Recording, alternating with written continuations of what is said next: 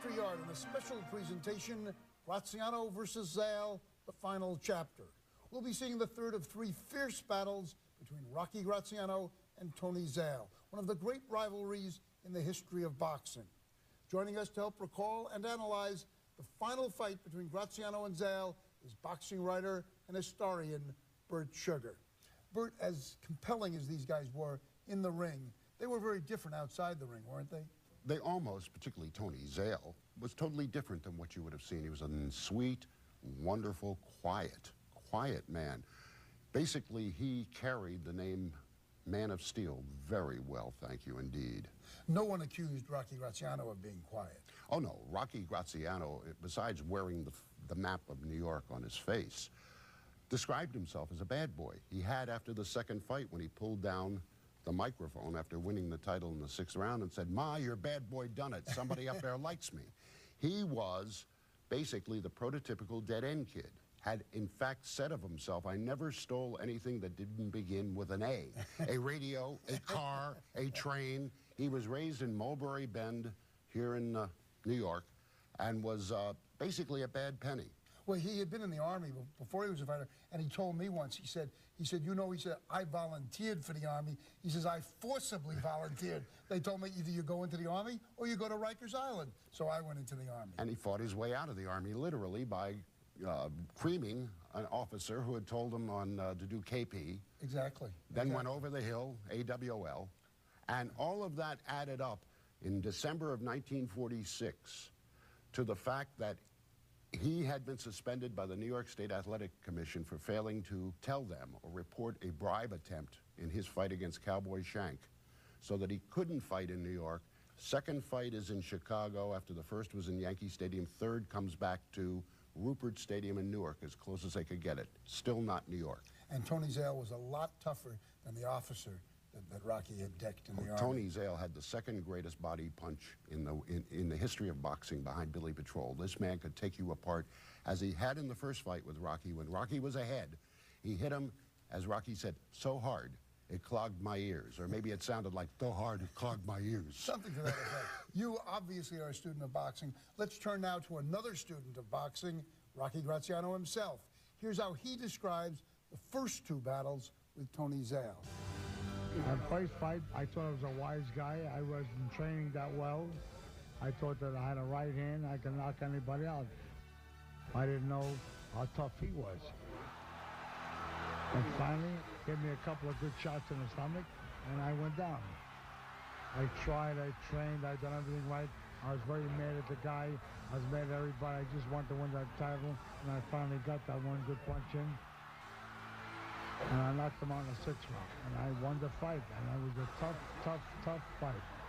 Bert, those first two fights between Graziano and Zale, each one won. How good were those fights? One writer, Dick, said the first two fights looked as if they were benefits from Murder Incorporated.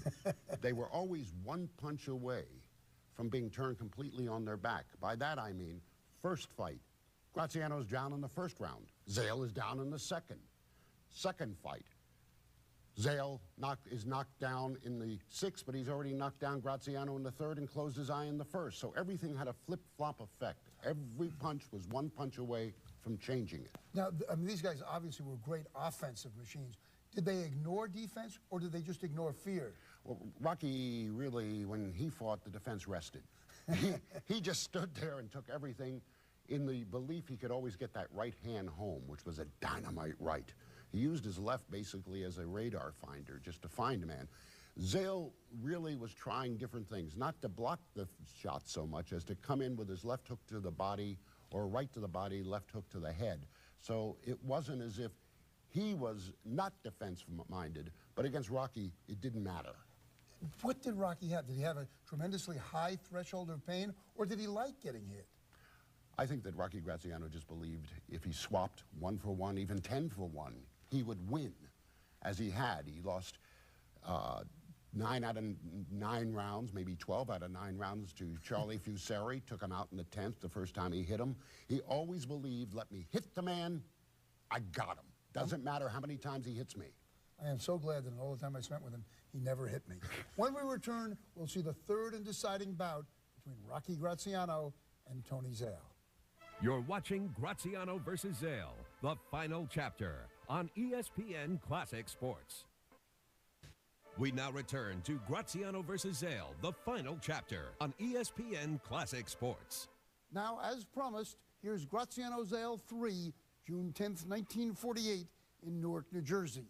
After the first round ends, we'll hear from Graziano and Zale, along with announcer Don Dumphy, as they talk with Kurt Gowdy on the historic show, The Way It Was.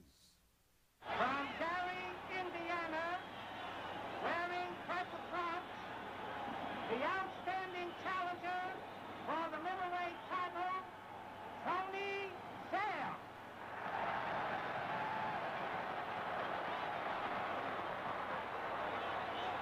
And his opponent, from Brooklyn, New York, wearing black trunks, the middleweight champion of the world, Rocky Graziano.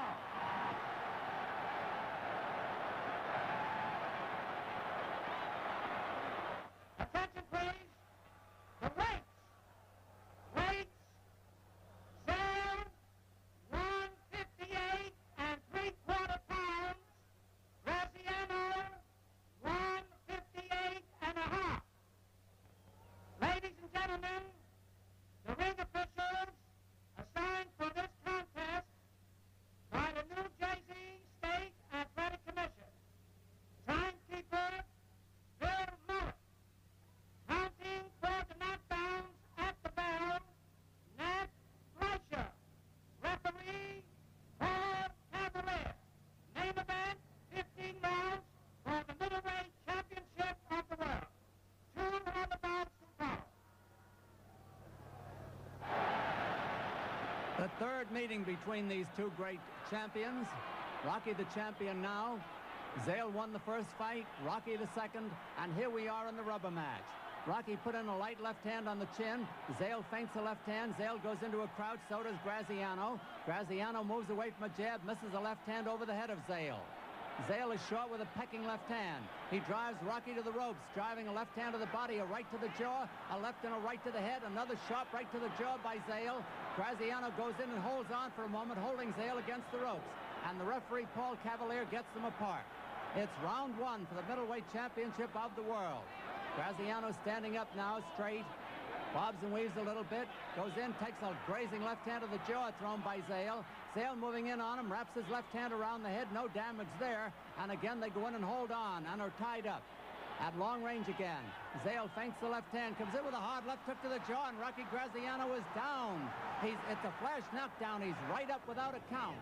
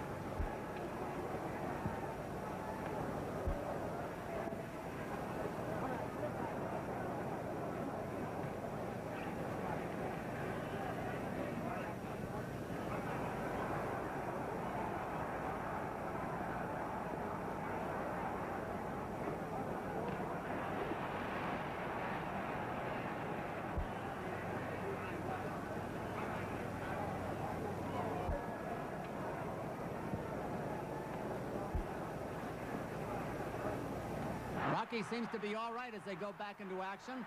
They exchange light left hands to the head. Graziano drives the right to the body, is countered with a right to the body by Tony Zale, the man of steel from Gary, Indiana. Zale drives the right hand to the back. Graziano takes a light left hook on the jaw, 2 jabs on the mouth thrown by Tony Zale. Rocky is wild with a right hand over the head. Zale comes in driving a right to the midsection, misses a right hand over the head of Graziano. Referee Paul Cavalier goes over and now is getting them out of a clinch. At long range again here in round 1. Graziano misses a left over the head, is countered by a left hook on the head by Zale. Zale biding his time. Shoots out a jab that's short, a sharp jab on the mouth by Zale, a short right hand to the body, and again they go into close quarters and tie each other up. Parted by the referee, they go back into action. Zale cautiously drives a right to the body, a left hook to the jaw, another left to the head, a right hand to the body by Tony Zale. And Rocky Graziano makes no return. He was down earlier in the round. Graziano takes a light left hook on the jaw, goes in, and they tie each other up in another clinch. The referee having a bit of trouble getting them apart this time. Now at long range again. Graziano shoots out a jab that's short, so does Zale. That's also short. Zale drives a left hook to the head. A connecting left by Tony Zale. He gets under a left by Rocky Graziano, who seems to be off his game at the moment. Graziano feints the left hand, drives a left hook to the jaw of Zale. Zale shoots out a left that's short, takes a left hook on the mouth, drives Graziano back with a left hook on the jaw. Graziano biding his time now, feints the left hand, takes a right to the body, a left hand to the head, and then puts his own left hook to the jaw of Zale as they go in close again. At long range, Graziano out of a crouch misses a sweeping right uppercut, then misses a left hand. He's short with the left. Zale puts a light left on the jaw, a hard jab on the mouth by Tony Zale. A right that goes to the back, a left hook that hurts Graziano. A right hand to the body, another left hook to the jaw, and Graziano is hurt again and against the ropes. He takes the left and the right to the head, and the bell rings, and nobody hears it. You're watching Graziano versus Zale, the final chapter on ESPN Classic Sports. A right hand to the body, another left hook to the jaw, and Graziano is hurt again and against the ropes. He takes the left and the right to the head, and the bell rings, and nobody hears it. Rocky, what was your personal feeling toward Tony? Then I want to get Tony's personal feeling toward you. Well, actually, when I first met him, the whole 3 series, I hated the bum. I really wanted to kill this guy. Seems like a nice, quiet man. Why would you want to do that? He was always a nice, quiet man, but he wasn't a quiet man when he was in the ring. He was a little dangerous, but he was one heck of a great fighter. He boxed guys before me. He fought great champions, Billy Conn and Al Ostock and all those kind of guys. He was a great fighter. This man is a great fighter, Don. Tony, what was your feeling toward Rocky? Well, I'll tell you, when I was in the Navy in Puerto Rico during the war, I had heard about some guy boxing in New York, Rocky Graziano, knocking guys out, you know.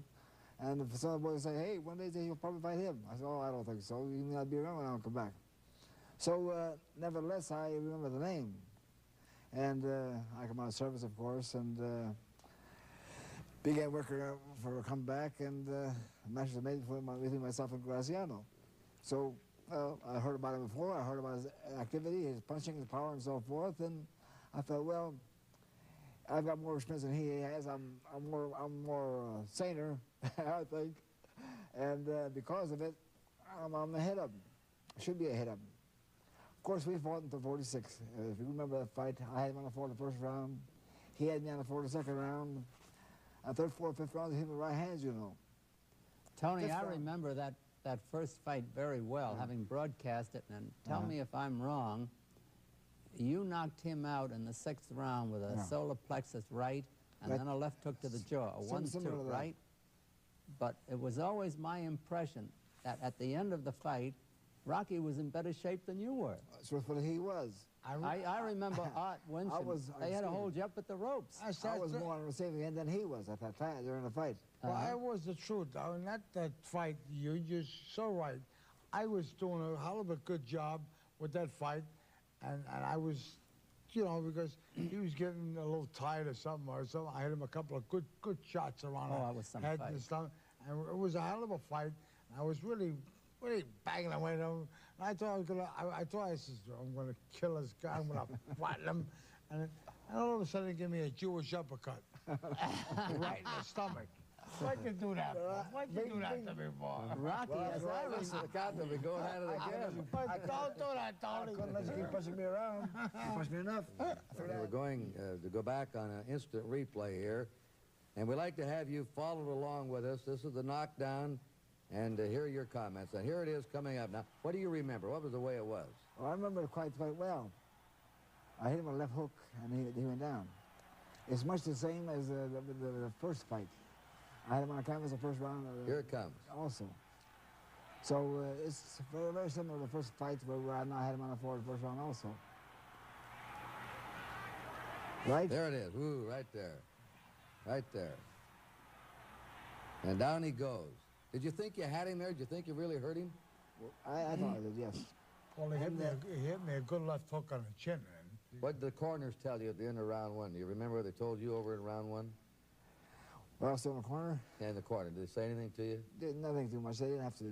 I had pretty good ideas of what was what, and they just told me keep cool. That's all. What did they tell you? Well, at the corner, Whitey Bimstein was in my corner.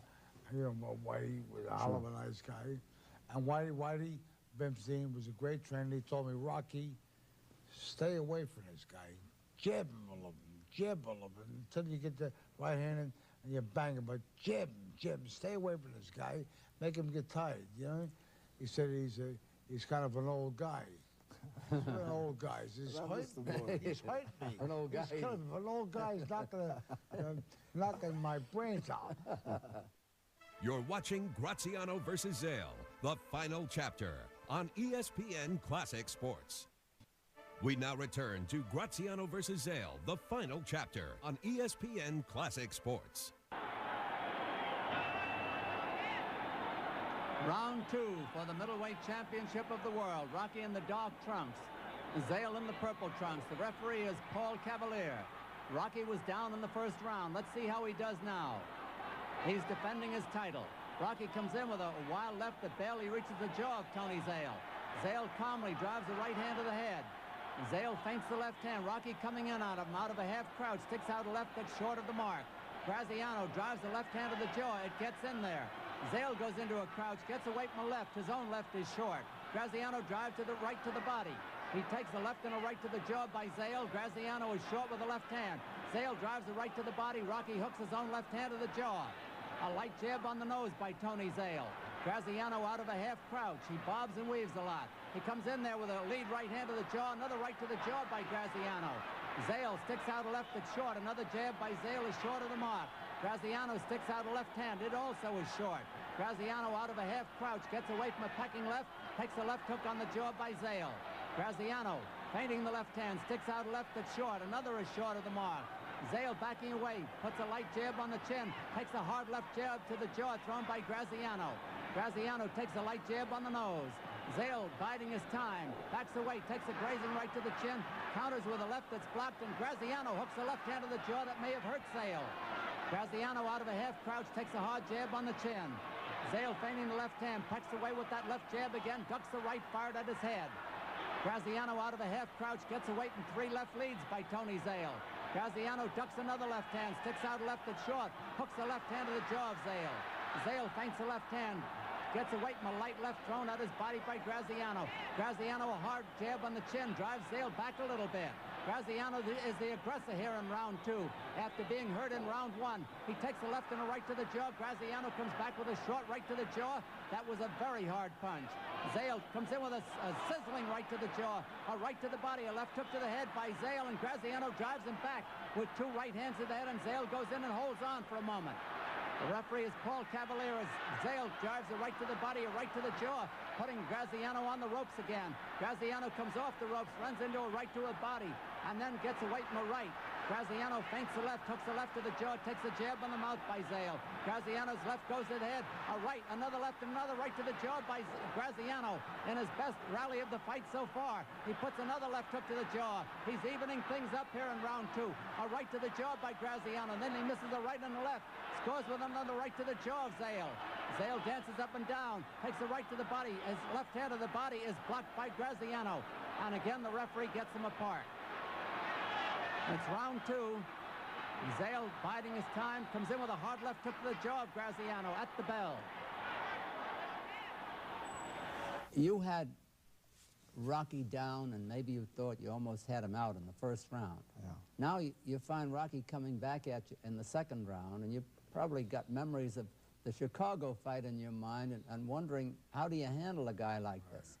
How did you feel after his rally in the second round? I felt, in a sense, to let him wear himself out a bit. Really? He was younger than I. I was 35 years old. He was 26, you know. He was a boy, I was an old man, so to speak. So I had to work a little bit. I had to wear himself out a little bit. He tried, of course. He did a good job of trying, and that was it. Rocky, how did you feel after round two? Did you feel you had it in hand? Well, round two, I thought, I says, I'm going to get this old guy and knock his brains out. And he was a pretty good shape at that time for a guy that was 35 years old. And look at the shape he's in now. He's like Yeah, he's fantastic. 39, right? And he good looks shape. fantastic. And he's a heck of a good guy. And we have got a lot of good communication together. But the thing I don't like about him, he was too good of a fighter. Rocky, let's go back again on a slow motion rerun. Yes. And have you do the commentary on it with All this right. flurry. Okay. In a second, it looked like you might have had him really in trouble here and could have won this fight at this stage. Go ahead. Well, over here, I looking at him. I hit him with one good shot right on the chin or body or something. And he was a pretty tough guy right there. And I was trying to bang him out. Right now, I was bobbing and weaving, and he hit me with a shot over there, a good shot. And now I'm just looking to rough him up and just looking to hit him. One good shot in the chin because I was a pretty good puncher, and I figured if I hit a guy in the chin, I would knock him out, which I've done. I've done like in 87 knockouts I had, and I thought right there, I thought I would knock Mr. Zale out, but this nice little kid, Zale, was just a little too tough. And, This the toughest fighter you ever fought?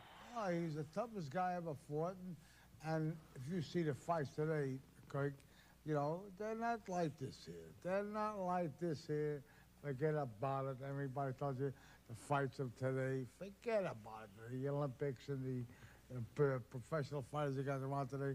You just take a look at those fights and you'll see why him and I look like we look like. Well, what do you feel Basically, about that? we fought to win, both of us. We fought to win. We wanted to win. I wanted to hold the title.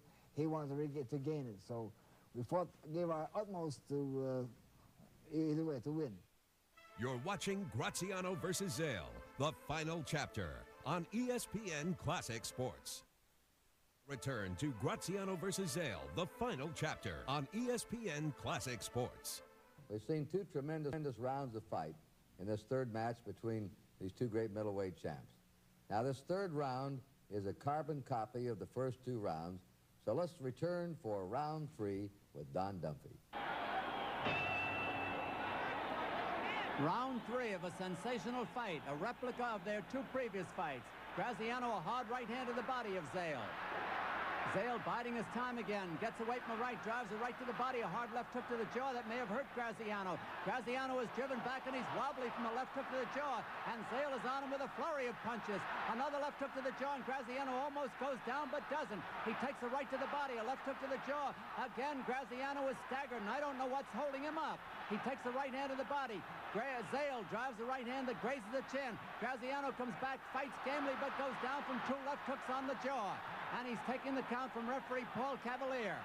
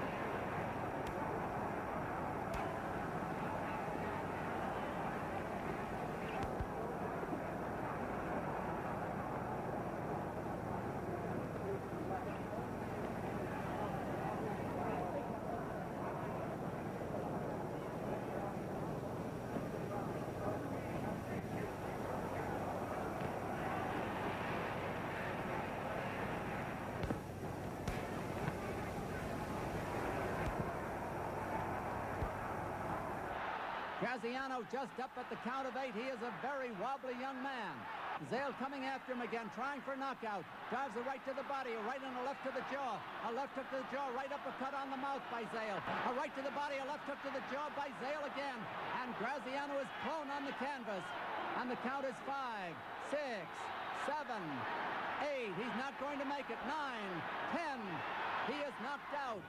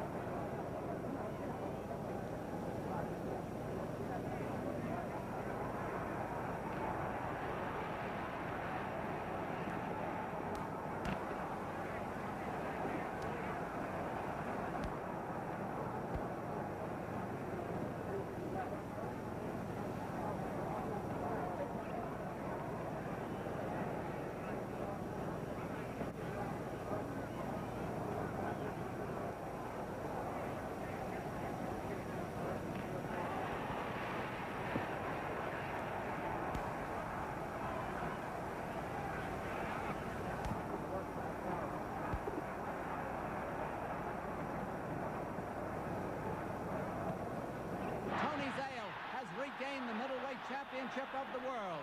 The first middleweight to do that since Stanley Ketchel.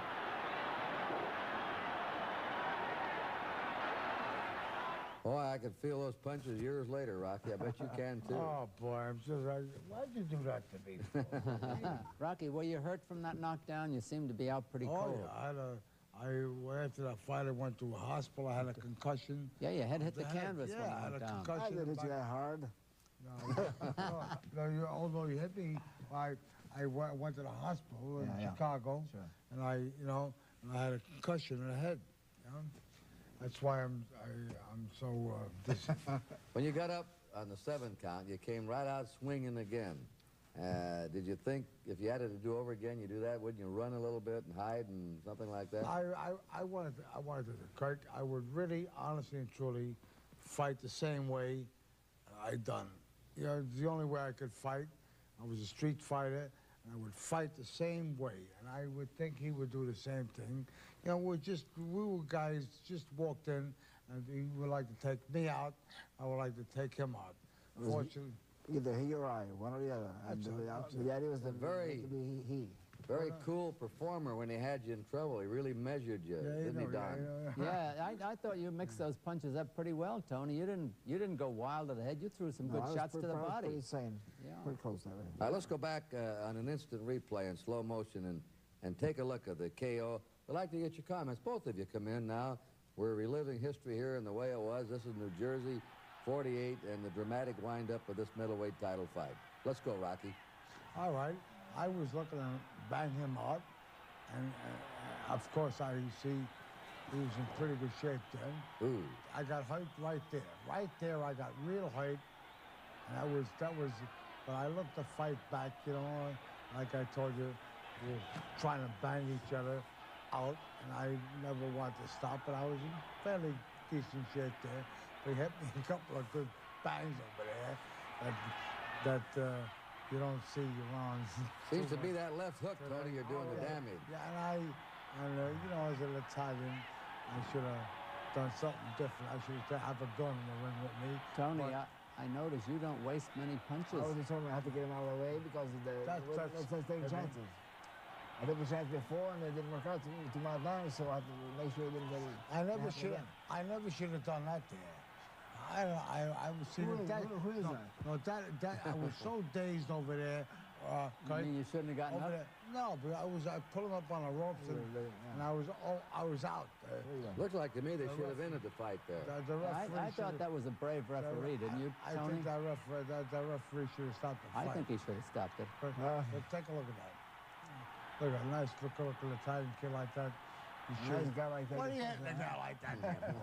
Anyway, but we tried, Tony. We fought to win. We gave the people what they wanted to see. And look at oh my God! See, that's why I got a concussion right over there. Is that right? I went to Chicago Hospital. Tony, you were 34 years old. You were a 2.5 to 1 underdog. 35. 35 years old. Is this the greatest thrill you got out of boxing? I was 35, May 29th. We fought June 9th, the following month. This your greatest thrill in boxing, this fight? Yeah. This your best thrill? It was because of the fact that we were able to gain a title, which had never been done for many years before. So it was quite a distinction in that regard. I felt that I achieved something worthwhile all the more because I regained my title, also being the second one in history to do that. Everybody's demanding the 4th fight, Don. They didn't fight. What happened? I don't think Rocky demanded a 4th fight, did you, Rocky? I don't want to fight him.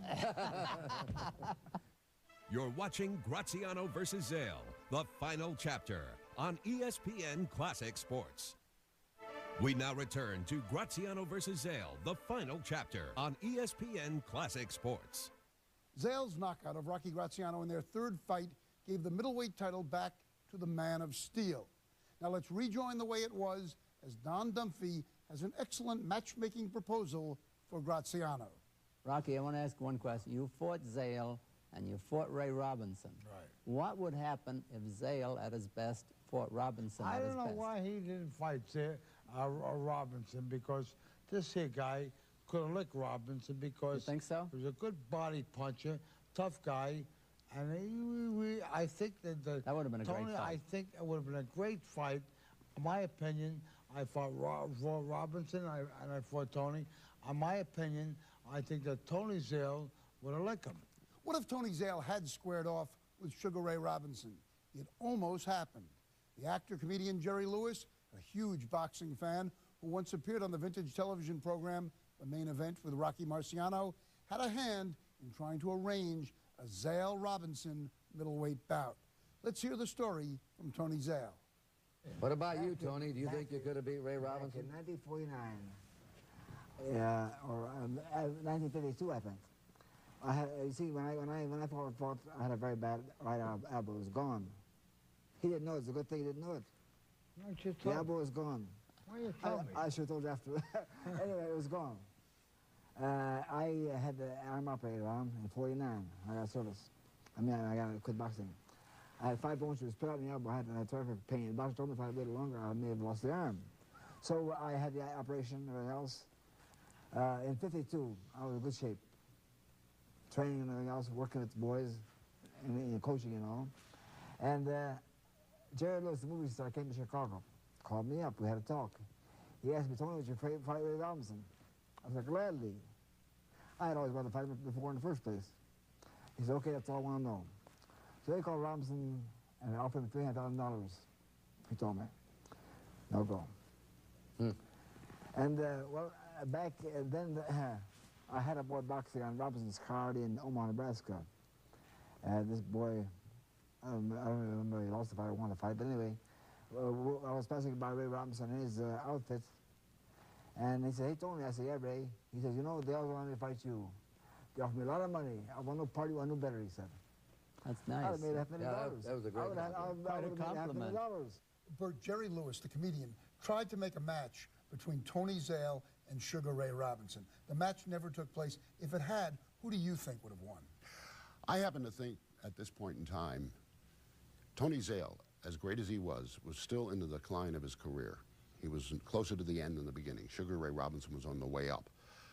He was a welterweight, Zale a full-fledged middleweight. Therefore, it would have been hard to make it, but I still think that Ray Robinson was the greatest fighter in the history of boxing and would have won somehow, some way, somewhere, although he did step aside and not fight people that he knew he would have trouble with, as he did it with Archie Moore later in his career. So my thinking is he probably stepped aside from this potential fight because it would have given him a heck of a lot of trouble. Sugar Ray was not only good, he was also smart. Oh, yes, and his manager, George Gainford, who knew there's something called Gainford law. It's not how many seats you have in the house, it's how many asses you have in the seats in the house.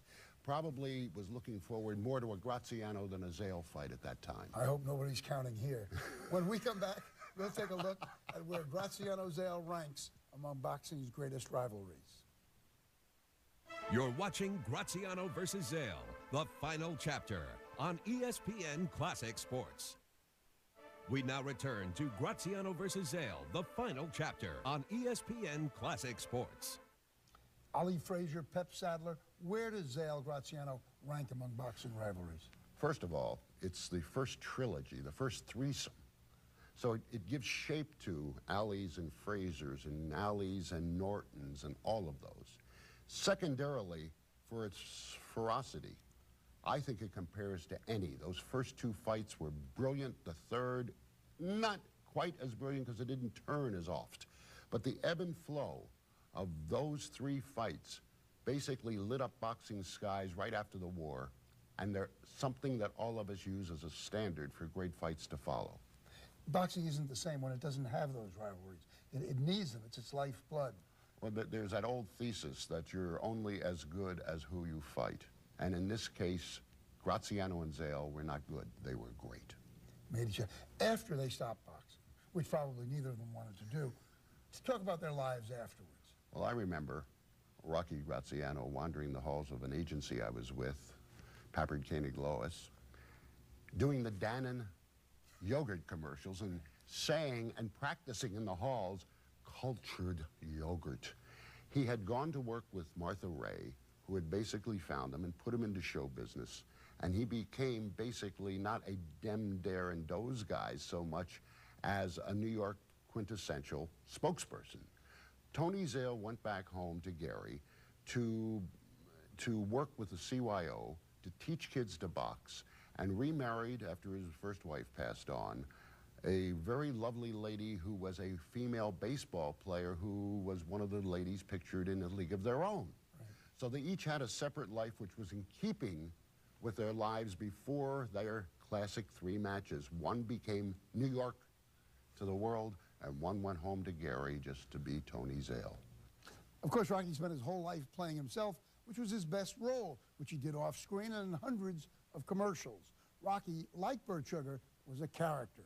One of my favorite Rocky Graziano moments occurred on December 14th, 1969, while he was taping a segment of the Joe Namath Show.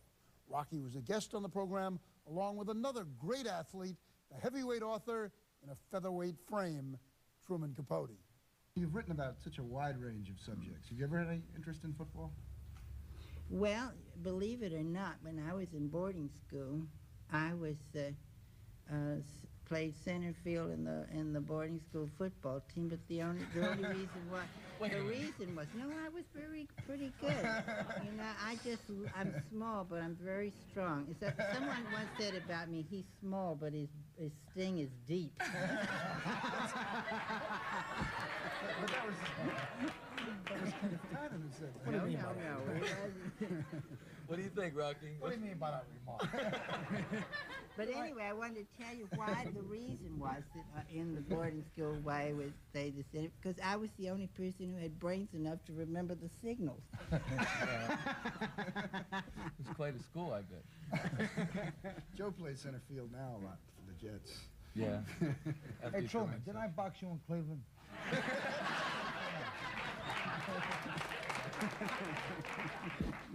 Truman, you'll do a heck of a great job doing commercials. Because me and you, nobody will understand this. I don't think Rocky quite went for that whole story about you and Humphrey arm wrestling. Why don't you just have a little arm wrestling contest here? No, I'm going to. I told you he was afraid. I've passed those days. I really, No. I think Mr. Capote just doesn't want to make a fighter look bad. You know, I mean, you have this whole image, you know, about being tough, and he just didn't want to put I'm you not down, tough. Rocky. I'm just a nah. I want to just arm wrestle just once. Come on, Truman. I'm not going to. The guy wrote such great book in Cold Blood and all those killers, you could take my arm apart. I don't believe in doing things physical on television. I confess that I was responsible for arranging the guests on the Joe Namath Show back in 1969. The Graziano-Capote matchup was probably my best card. Thanks to Burt Sugar for joining me to salute the Graziano-Zale grand finale. ESPN Classic Sports will return with more in a moment.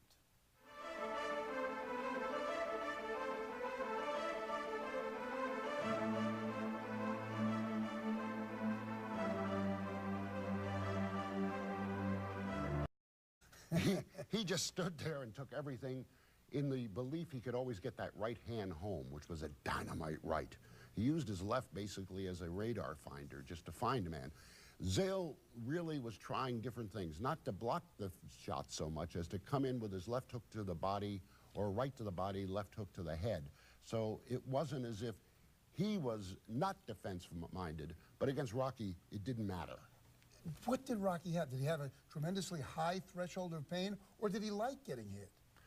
I think that Rocky Graziano just believed if he swapped 1 for 1, even 10 for 1, he would win, as he had. He lost 9 out of 9 rounds, maybe 12 out of 9 rounds to Charlie Fusari, took him out in the 10th the first time he hit him.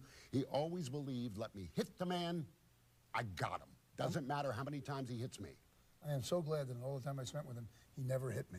When we return, we'll see the third and deciding bout between Rocky Graziano and Tony Zale. You're watching Graziano versus Zale, the final chapter. Man, basically he carried the name Man of Steel very well, thank you indeed. No one accused Rocky Graziano of being quiet. Oh no, Rocky Graziano, besides wearing the map of New York on his face, described himself as a bad boy. He had after the second fight when he pulled down the microphone after winning the title in the 6th round and said, "Ma, your bad boy done it. Somebody up there likes me." He was basically the prototypical dead-end kid. had in fact said of himself, "I never stole anything that didn't begin with an A." A radio, a car, a train. He was raised in Mulberry Bend here in New York and was basically a bad penny. Well, he had been in the Army before he was a fighter, and he told me once, he said, I volunteered for the Army. He says, I forcibly volunteered. They told me either you go into the Army or you go to Rikers Island. So I went into the Army. And he fought his way out of the Army, literally, by creaming an officer who had told him to do KP. Exactly. Then went over the hill, AWL. And all of that added up in December of 1946 to the fact that he had been suspended by the New York State Athletic Commission for failing to tell them or report a bribe attempt in his fight against Cowboy Shank, so that he couldn't fight in New York. Second fight is in Chicago after the first was in Yankee Stadium. Third comes back to Rupert Stadium in Newark, as close as they could get it. Still not New York. And Tony Zale was a lot tougher than the officer that Rocky had decked in the Army. Tony Zale had the second greatest body punch in the history of boxing behind Billy Patrol. This man could take you apart, as he had in the first fight with Rocky. When Rocky was ahead, he hit him, as Rocky said, so hard it clogged my ears. Or maybe it sounded like, so hard it clogged my ears. Something to that effect. You obviously are a student of boxing. Let's turn now to another student of boxing, Rocky Graziano himself. Here's how he describes the first two battles with Tony Zale. My first fight, I thought I was a wise guy. I wasn't training that well. I thought that I had a right hand, I could knock anybody out. I didn't know how tough he was. And finally, gave me a couple of good shots in the stomach, and I went down. I tried, I trained, I done everything right. I was very mad at the guy. I was mad at everybody. I just wanted to win that title, and I finally got that one good punch in. And I knocked him out in the sixth round, and I won the fight, and it was a tough fight. Bert, those first two fights between Graziano and Zale, each one won. How good were those fights? One writer, Dick, said the first two fights looked as if they were benefits from Murder Incorporated. They were always one punch away from being turned completely on their back. By that I mean, first fight, Graziano's down in the first round. Zale is down in the second. Second fight, Zale is knocked down in the sixth, but he's already knocked down Graziano in the third and closed his eye in the first. So everything had a flip-flop effect. Every punch was one punch away from changing it. Now, I mean, these guys obviously were great offensive machines. Did they ignore defense, or did they just ignore fear? Well, Rocky really, when he fought, the defense rested.